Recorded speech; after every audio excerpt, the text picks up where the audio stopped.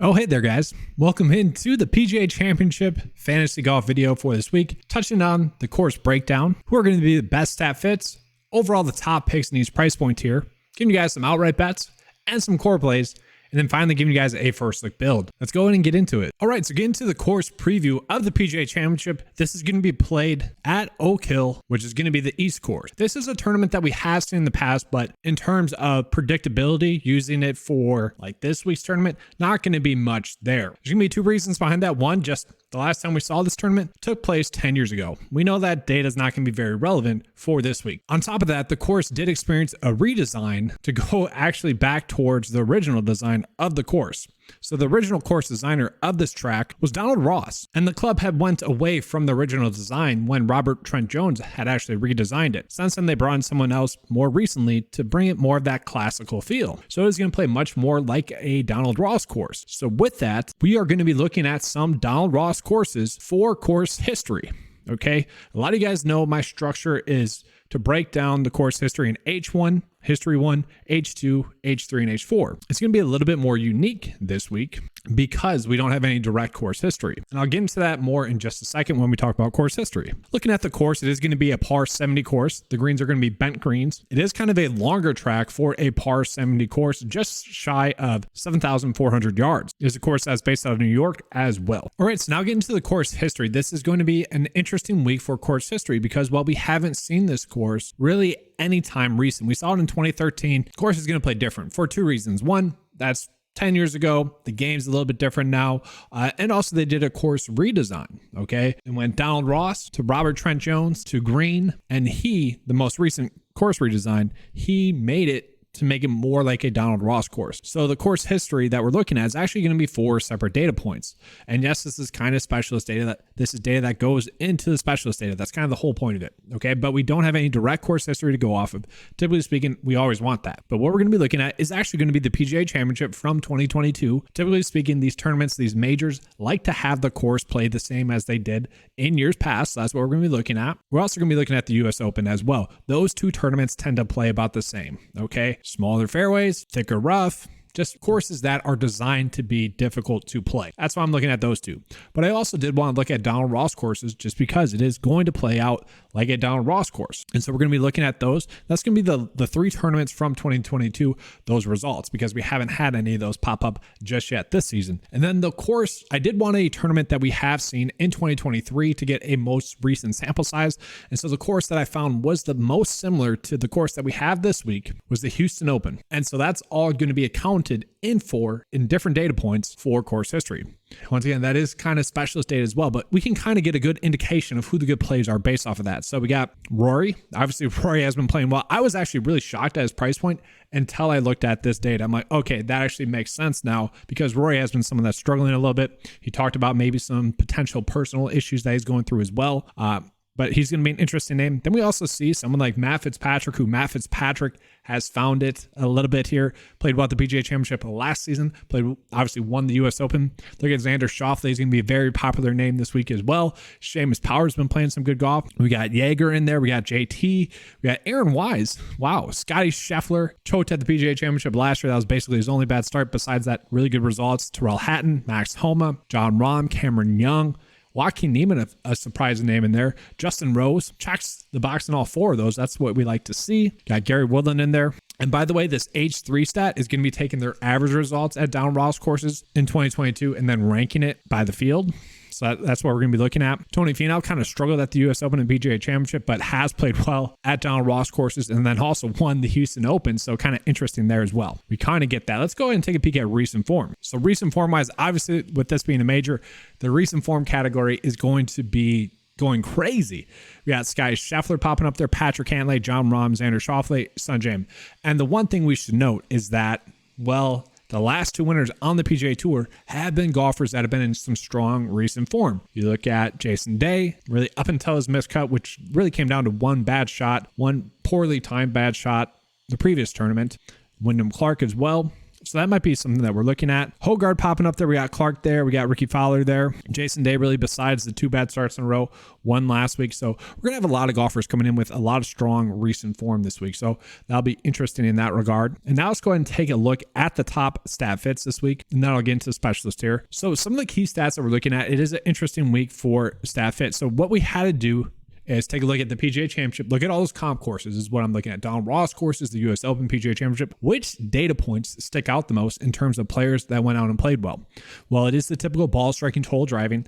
No dud there. What I found interesting about last year for the PGA Championship was wedge scoring was pretty high up there. Not looking at that this week. I just found that interesting. I just wanted to mention that. Always looking at bogey avoidance in these events, just because that is a stat that pops up again and again and again. Stroke gain differential is another one that we're looking at, stroke gain total. And then that 9-5 stat, that effective scoring, which measures both upside and then ability to make the cut. So that's what we're going to be looking at. Bryson, we're still pulling in old data from him, so probably not trusting that too much. Just FYI there. Same thing with Joaquin Niemann. Those guys have been playing on the Live Golf Tour. So their data is not exactly as relevant as some of the other data points that we have. And then obviously some of these DP Tour guys, that data is coming in from the DP Tour as well. So that's where it gets a little bit conjumbled together. There is the difference in the tour, but it's still a good data point, but that's why we don't go in on just one data point. Now let's go ahead and take a peek at the specialist. So I didn't mention, like, course history and specialist data is going to correlate pretty well together. There's just going to be a lot more nuanced data points going into the specialist data. And I might actually default to specialist data over the course history data. For those of you guys that are new, the specialist data is pulling in all the key characteristics for that week's golf tournament and course and putting that into a data point. Too many times we see people like go in on one stat a little bit too much to create some sort of like weird bias for the week. Now, what I want to do is I want to get that full sample size. And if you guys want to look at a data point that you think is going to be more accurate for that week, you could. Like, we know the green speeds are going to be pretty fast. You could look at that. We know the green sizes are going to be pretty small. You could look at that. Top golfers on those smaller greens. Like, that's all stuff we could look at. Bank greens, you could look at that. You could look at course designer. That's all going to be stuff that we're looking at. But the best specialists this week are John Rahm, Xander, Scotty, and that's kind of why I like looking at it. These are all the top plays on the board already, so there's no real shocks there, right? So now that we got the preview done, let's go into the top picks in each price point range. Going to be touching on the top 4 picks in each price point range. All right, so obviously John Rahm is one of the top players in the field, and he should be treated as such, and that's why I'm bringing it up. 11.4, I would argue, is probably a little bit cheap compared to what he's expected to do this week because he is such a strong play. You look at both him and Scotty Scheffler, they're both 2 elite plays. And so yes, during a major, I do suggest people do more of a studs and duds based build because it's so easy to make a quality build. So maybe going with John Rahm or Scotty Scheffler would be a unique thing to do. John Rahm, stat fit wise, is the best stat fit in the field. He ranks out top 6 or better. And basically all the key stats that we're looking at, recent form wise, 3rd best in the field. And I mean, that's being picky, right? He's went 2nd, 15th, 1st, that one miscut the players, which you just had a withdrawal from, 39th, 1st, 3rd. Like, he has tremendous upside. And I do think he's something that we should be trying to go out of our way to pay up for. This is a course that should suit his game extremely well. And we also look at Scotty Scheffler. He is someone that I think we should be paying up for as well. Like, these 2 plays are just extremely safe, especially compared to the other players that are priced below them. But that's also why there's a big price drop between Scotty and Rahm compared to the next golfers. Scotty did miss the cut last year. And then all the other comp course stuff that we're looking at, 2nd, 9th, just extremely good results there. So he is something that I do think we can trust. Obviously, just been playing extremely good golf. What I found interesting is that Scotty did kind of mention a little bit that he was kind of working on some stuff for this week last week, and he still finished 5th. I mean, that is extremely shocking to me. So yeah, just been playing some extremely good golf, and those are 2 players that obviously we could just go out and trust full-fledged that they're going to go out and play well. Now, just real quickly, I do want to touch on the next 3 players. They're not players that I would suggest being on too much. Rory, because, well, he mentioned that, he was kind of going through some stuff, and that's kind of why he withdrew from the previous elevated field event after the Masters. And I was wondering why we were getting this price point for him. Well, it is because of that good comp course history where he finished 8th and 5th at the US Open and PGA Championship last year, and he actually is the best on Donald Ross courses from last season. Not a good stat fit because he's been so hit or miss. We see that with the starts, okay? And some of the starts that he had where we would be pulling in that key stat data in, we just didn't get it for that week because there were random events. And, he hasn't really played all too well at tournaments that weren't no-cut events and whatnot. Like the API, good result. He's just been a little bit too hit or miss, and that's where the price point is a little bit strange. Ranks out 41st in recent form ranking the field. Then we look at someone like Collin Morikawa as well, who Collin Morikawa, his recent form has been pretty poor as well, been a little bit hit or miss. He's just been working on a bunch of stuff in this game. It's the putter now, or the putting stroke now. Earlier on this season, it was figuring out his swing.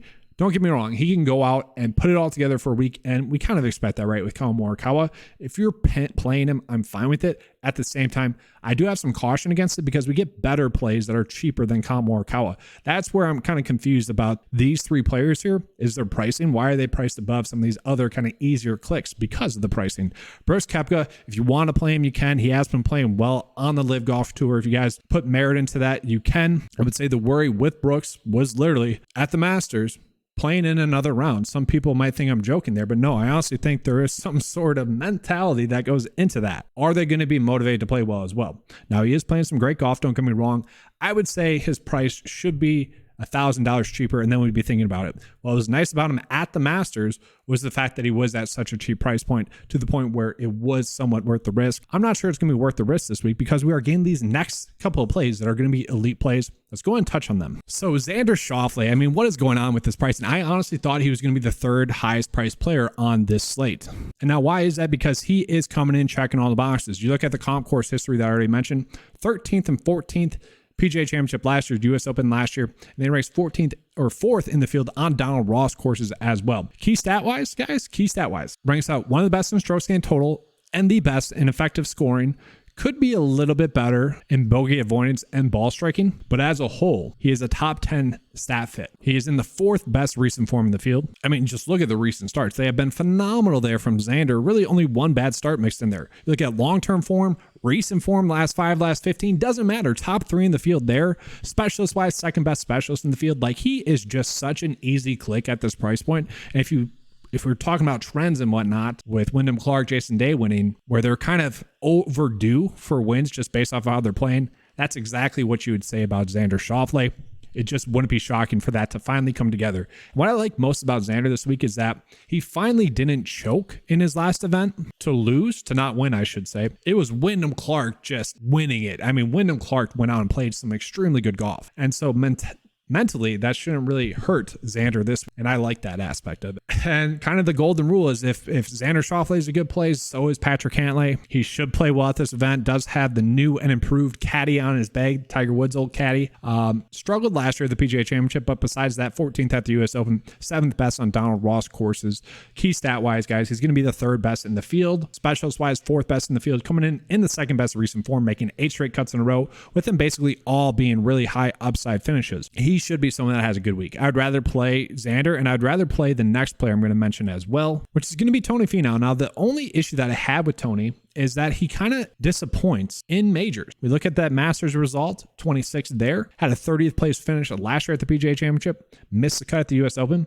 But besides that, I mentioned he did win the Houston Open, which is going to be a good comp course for this week. Finished 8th, or ranks 8th in the field on Donald Ross courses from last season. Key stat-wise, top 5 in the field. No worries there. The worry with him is just literally showing up for majors. That is the worry. And so overall, he does rank out as a top 6 play in the 9-to-5 model. And I should mention the top plays in the 9-to-5 model go 1 Scotty, 2 Rahm, 3 Xander, 4 Cantlay, and then 6 is going to be Finau. And then JT is also going to be a good play. You could definitely play him if you want to. Victor Hovland's going to be a strong play, but to me, kind of the standout play is going to be Sungjae Im. And I'm actually a little bit bummed out at this pricing with Sungjae Im. Had to withdraw from the PGA Championship last year because he played in an event overseas and then couldn't travel. And then he struggled at the US Open as well, finishing 65th there. But he is the 2nd best player in the field on Donald Ross courses from last season. If you look at the recent form, guys, it has been phenomenal. 8th, 7th, 16th, 6th, 21st. Really good results there. Overall ranking out top 6 in the field, top 6 specialist. Stat fit wise, nothing alarming. Ranks out top 6 there as well. Overall, he is a top 5 play in the 9-to-5 model. And given his pricing, he's kind of someone that we could be starting our builds out with. I'm wondering if we should be making him an outright bet this week. That's kind of my worry, or wonder, I should say. Xander's kind of a clear-cut option to me. Just can Sungjae win? That is my biggest question, because we haven't seen that happen. Like, his bad bad rounds are round 4. Maybe he's putting a little bit of pressure on himself. It'd be very interesting to see if he shows up on Sunday or to see if he shows up on my betting card. Let's go ahead and switch up into the next price point tier. And so typically speaking, guys, this is going to be the spot in which we want to be spending a lot of our budget on in a major event. And I think that's going to be the case this week as well. Now, Jason Day, that miscut the Wells Fargo Championship, came down to literally just one bad shot on 17. He went from T35 to missing the cut because he hit his ball OB and he couldn't drop. It hit on the green. He couldn't drop next to the green. He had to reshoot, and then he ended up getting a double bogey and then missing the cut. That's how tight the scoring was at the Wells Fargo Championship as well. But prior to that, had been playing some great golf, and sometimes a golfer just needs to have that mental reset where they have been playing some great golf, they can't do anything wrong, and then he missed the cut, and then he won. Sometimes that just needs to happen. So I do think he's going to be a strong play this week again. The issue is we have a lot of strong plays in this price point tier. Like Hideki's been playing some solid golf. I know Max Homa had really been struggling for a little bit there. You know, he missed 2 cuts in a row prior to that 8th place finish at the Wells Fargo Championship. And I know what you guys are saying. DraftKings is showing only 1 missed cut mixed in there. Well, there is a team event in there, and he was the reason why they missed the cut there. Just played poorly for really 3 straight weeks in a row. Finally bounced back at the Wells Fargo Championship. And this should be a good course for him. Ranks out top 15 in the 9-5 model. Not going to be a cash play, I would say, but certainly someone that is more of a shoulder shrug play given his price point. I do think a player that is going to be a good cash play is someone like Tyrrell Hatton. Hatton has been playing some very strong golf, really after he disappointed everyone at the Valero Texas Open by having a bad second round. He just had a bad round.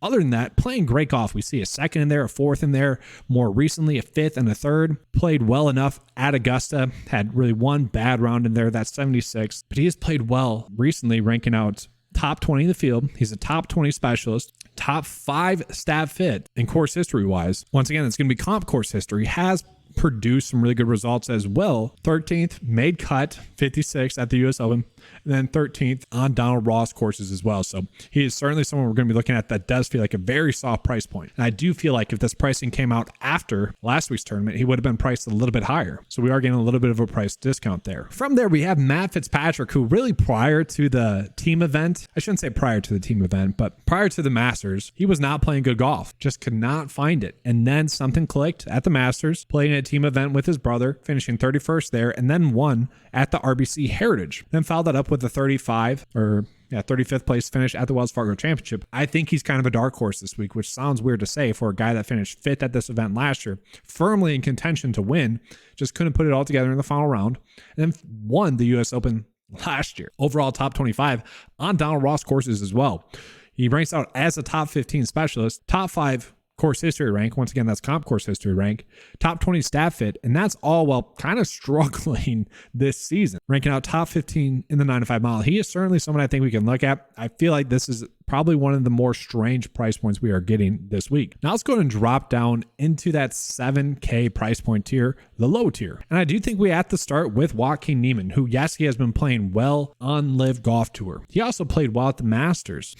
A lot of people would argue Niemann has one of the best swings in golf, just phenomenal. And if we look back at his past starts on the PGA Tour, not accounting for Live Golf, 16th, 11th, 8th, 13th, and actually has made 6 straight cuts in a row. Look at his comp course history. He's finished 23rd, 47th, and then ranks out top 20 on Donald Ross tracks as well. Top 30 specialist, top 20 course history rank, top 20 staff fit, and top 35 recent form rank. Overall, ranking out top 15 in the 9-5 mile as well. He is certainly someone I think we're going to be looking at as well. Adam Scott has been someone that has been a made cut maker recently, just been 11 for 11 on the season, 18 straight on the PGA Tour, and he's been playing some quality golf. 8th, 5th, good stuff there. The issue with him is going to be comp course history. 98th at this event last year. Obviously, we don't like that. 14th at the US Open, though. Has kind of struggled at Donald Ross courses, but overall, he's going to be a top 15 specialist, and overall, he's going to be a top 20 play. So certainly someone we could be looking at this week. Justin Rose is certainly going to be an appealing click. Okay, he's made 9 out of 12 cuts this season, 4 straight now as well. Comp course history-wise, pretty phenomenal across the board. 13th at this event last year, and he wasn't playing the same way he is now. 37th last year at the US Open as well. 61st on Donald Ross tracks last year in the field. That's okay, but 9th place finish at the Houston Open. So overall, he is going to be someone I think is going to be a super safe play. Somebody you could certainly look at in cash contest as well. And guys, I'm going to continue to roll with Ricky at the start of the season. I kind of went on a bold statement. I'm like, this is kind of the year of Ricky. He's going to have a bounce back season. That's because he got rid of his swing coach. And really since then, he has been dominating. It was kind of easy to see. It's like literally instantly when he had gotten his new swing coach years back, got rid of him, instantly better. So it's not like a bold take, but he has been playing extremely well. The thing is, last year, when he was playing poorly, still finished top 25 at the PGA Championship. Key stat-wise, ranks out top 20 in the field. Specialist-wise, top 25 in the field. Recent form-wise, 8th best in the field. And that's going to be because of all these great starts that we've seen from him in a row. It's really unfortunate, and that's kind of why this is probably the best or second best PGA DFS week or tournament every season compared to the Masters, because Ricky was not in the Masters and he has been top 10 golfers in the world, I would say, this calendar year, no doubt there. And we're getting him at 7.6. I mean, that is awesome. He is someone that, given his price point,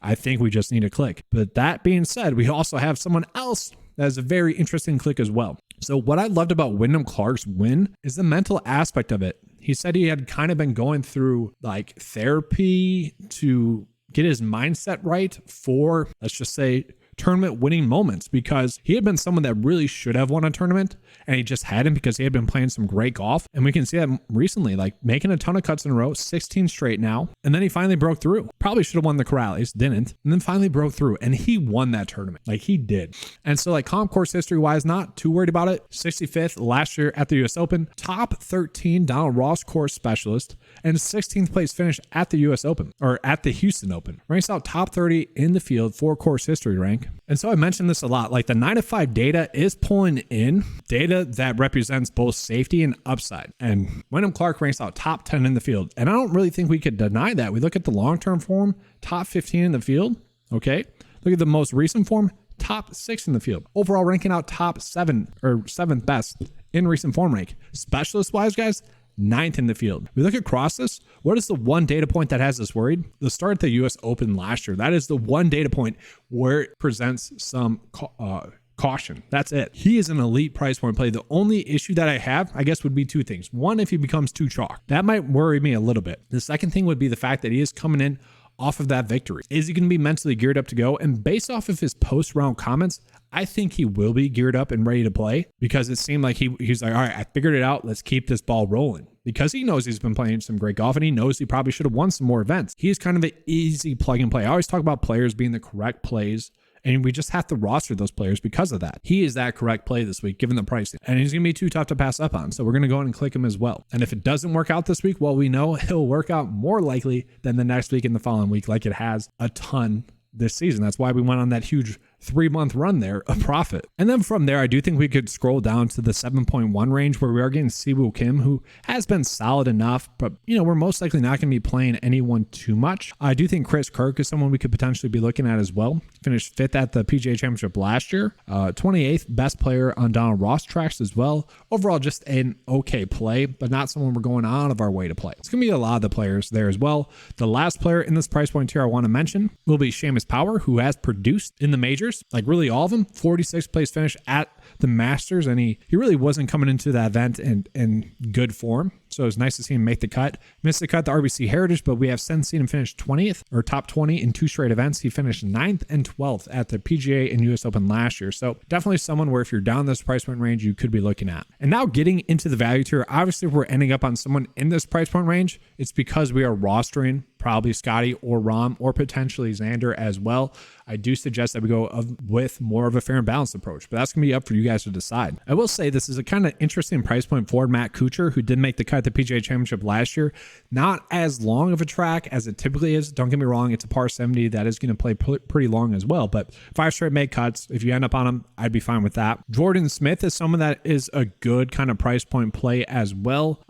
Just been playing well on the DP Tour. If you end up on him, I'd be fine with that as well. I will say this price point for Adrian is definitely an interesting one. He struggled at the Masters. That was unfortunate. He struggled at the API as well. And that would be the worry, but he has had some okay results on the PGA Tour this season as well. 14th at the Honda, 45th at the Genesis. Obviously just won in the DP Tour. Maybe someone you could look at. KH Lee at this price tag is very interesting as well. 41st at the PGA Championship last year, 37th at the US Open. Donald Ross tracks doesn't fare too well. 50th in the field there, but At least he has Donald Ross course experience. Overall, top 30 specialist, and basically ranks top 50 or better in all the key metrics that we look at each week on a 6-cut, made cut streak. So someone you could look at. I will say this price point for Hayden Buckley, I did find interesting as well for a guy that's made 4 straight cuts in a row with 2 of them being top 10 finishes. That's pretty surprising to me. And so the other one was a team event, just FYI. But he is one of the better staff hits in the field, especially considering the price point. 14th at the US Open last year. Like, it wouldn't be shocking to see him make the cut. This is someone that clearly stands out as a value play. Olsen's been someone that's been playing extremely well on the DP Tour as well.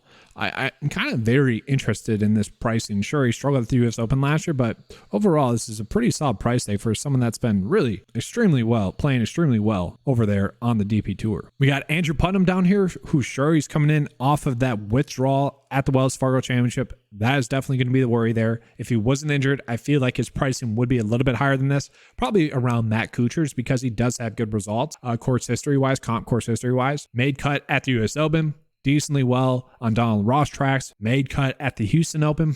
Prior to that, had been making a bunch of cuts, 14 out of 19 made cuts on the season. This might be a play that's worth looking into to see how injured he is. That's news that we typically don't get, though, in golf as well, at least from a reliable source. And then for what it's worth, I don't know the pricing that we're going to get on Jaeger yet, Stefan Jaeger, but if he is priced below 7K, guys, he is kind of a standout play. And I kind of think he will be, but I'm very interested to see the pricing on him. Let's go ahead and give you guys the core plays for this week. So I would say quite obviously, just given the pricing of Wyndham Clark, he was kind of the easy click this week, just due to his pricing. Made the cut at the US Open, plays well on the comp courses. Really the only worry is going to be that start at the US Open last year. Every other data point for him suggests that he should have a good week this week. Thus, I think he's going to have a good week. Another kind of easy click to me, kind of given his pricing, is going to be Tyrrell Hatton. If we look back, I guess, at Matt Fitzpatrick, tendencies coming into the majors last year, especially this event, Hatton's kind of on that same trend line. And so given the fact that he has played well at this event last year and has played well on Donald Ross tracks in the past, ranking out as one of the better specialists, like everything that's coming into Tyrrell Hatton as a play this week, especially considering the pricing, is lining up for him just being a play that we need to be clicking on this week. And then Sungjae Im as well. I guess my biggest worry with him would be maybe not showing up in majors as much as you think he would. And this does feel a little bit higher price than I honestly thought we would get for him. And so I guess that'd be the worry. But overall, just been playing some tremendously good golf, an elite stat fit, elite recent form. It's just tough not to love Sungjae. The worry is him showing up in majors, but we are getting a price discount because of that. And I do think he has a great chance to go on and give us a top 20 finish. Maybe we find him in contention to win on Sunday. And then lastly, the easiest click of the week, if you can afford him, is going to be Xander Schauffele. Just given the strong golf that he's been playing, sure, you would argue he's due for a miscut. That could happen, I guess, but the guy is just playing elite golf, and it's just the correct click. Regardless of outcome, just second best staff in the field. We look at recent form over his last 15 starts, third best in the field. Recent form over his last 5 starts, first in the field. That's because he's finished 2nd, 4th, 3rd, 10th, and 5th. 10 straight top 10 finishes from Xander. It's tough not to love that. Staff hit, top 10 in the field. That's really the only worry, is that we have some data that suggests he might struggle a little bit, but overall, for the most part, he's not going to get himself into trouble, and he's going to be able to make the cut and most likely get a top 10 finish.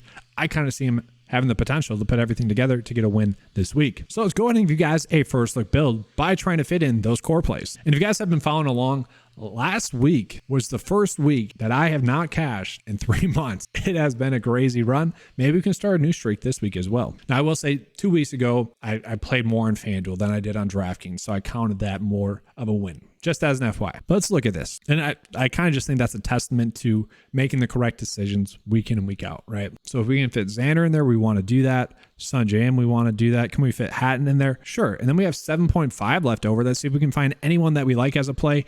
And this is honestly kind of a weird price point for me because I don't feel like any of these plays here are good plays. So maybe we would have to rebuild, and we'll see.